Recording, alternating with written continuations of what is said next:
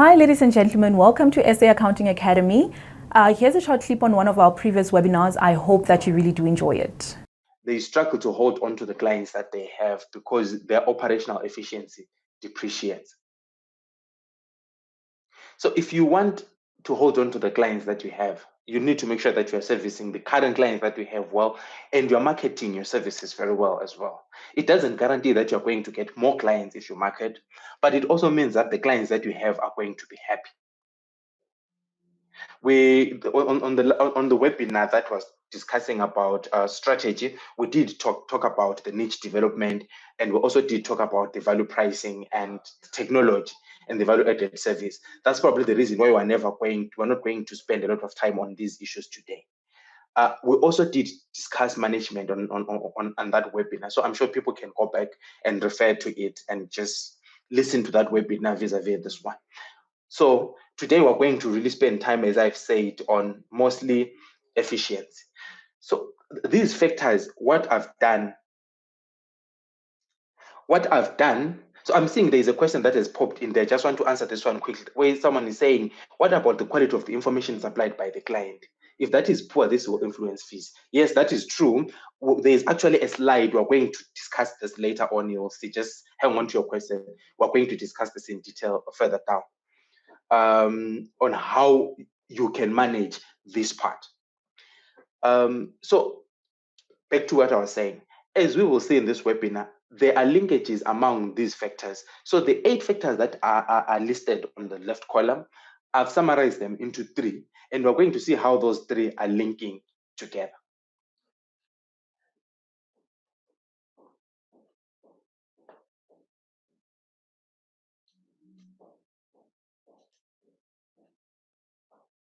Okay, the first factor that we're going to discuss, where we're going to spend really a lot of time on, is the time factor. And this is also where the question from Brian is going to be answered. And I've already alluded that an accountant's time and skill is their stock in trade. You cannot throw away stock and expect your business to succeed.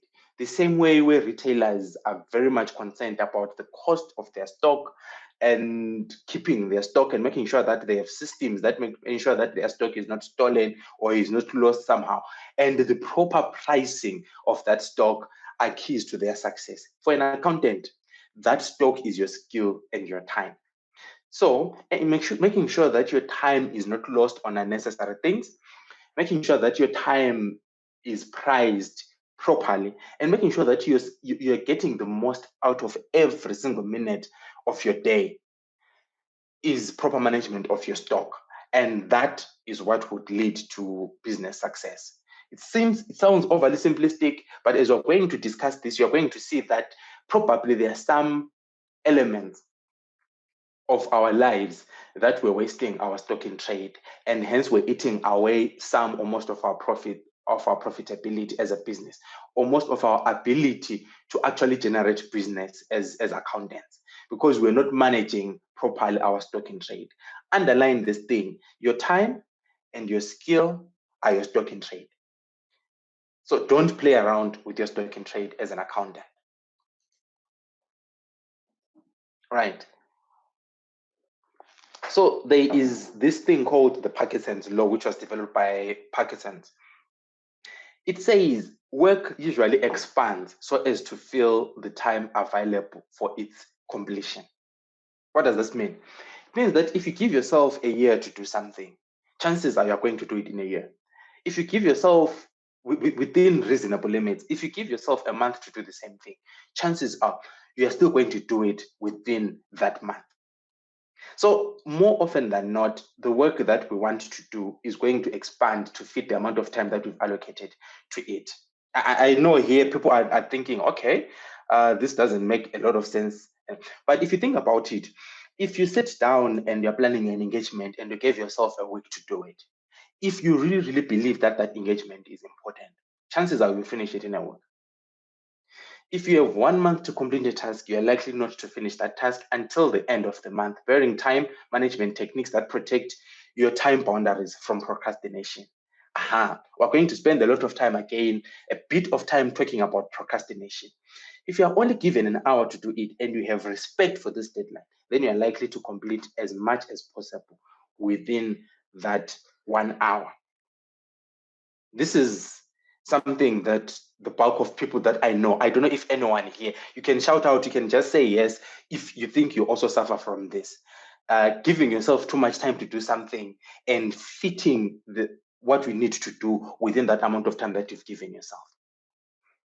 I know that more often than not, I'm guilty of this. Sometimes I find myself think, look, I could have done this in less time than I have, but because I've gave myself too much time, I expanded the work to fit that time. And also, where most of us also suffer is that instead of expanding the work, we actually wait until that last minute. I know when we're all studying, we used to think, look, I study better under pressure. That's what we all told ourselves. No, I study better under pressure. I study better under pressure. I don't know if that is true or not. I'm not a psychologist. But what I know for a fact is the bulk of us are guilty of that. And some of these things are simply not possible in studying, working under pressure. It's simply not a fair way to work. And sometimes we end up pushing that to our juniors and forcing them to do stuff that they should have done on time. And we end up making it normal to have overtime and work during the weekends and stuff. And we end up failing to strike the work-life balance. Time management, how important is it really? Time management is the process of organizing and planning how to divide your time between specific activities and priorities. Time management benefits you in every area of your life. Time management is important to help you prioritize better and increase your productivity. And here is a spoiler. Time management, creating a to-do list is not time management. It is a good starting point, but it is not time management. Creating a to-do list that has proper time allocations, to say I'm allocating myself so much time to do A, so much time to do B, so much time to do C, is a better way of doing it. Taking control of your time resources, and underline the word resources. See that I actually say your time resources, because time is a resource.